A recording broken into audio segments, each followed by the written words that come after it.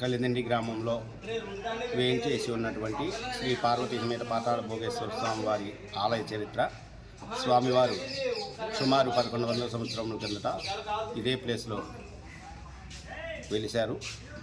స్వామివారు నాగలి దున్నుతున్నప్పుడు దొరికారని ఒక ప్రసిద్ధి. ఆ నాగలి కర్రు పట్టి విగ్రహం భిన్నమైనది. అదే విగ్రహాన్ని ప్రతిష్ఠించారు. డైలీ స్వామివారికి గంధ విలేపనం జరుపుతాము. విశిష్టమైన పంచబుగ్గలతో ఉండేటువంటి కోనేరు పుష్కరిణి ఉంది. అక్కడ హరహర దేవ్ బుడబడ అనే శబ్దం వస్తుంది. అది ఇప్పటికీ చూడొచ్చు.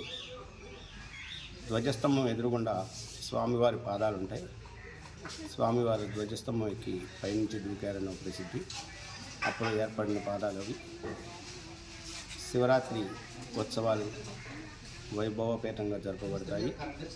చుట్టుపక్కల 14 గ్రామాల వారు కూడా స్వామివారిని దర్శించుకోవడానికి శివరాత్రికి అందరూ వస్తారు. పిల్లలు లేనటువంటి వారు అందరూ కూడా స్వామివారిని మొక్కుకుంటే పిల్లలు కలుగుతారని ఒక ప్రసిద్ధి.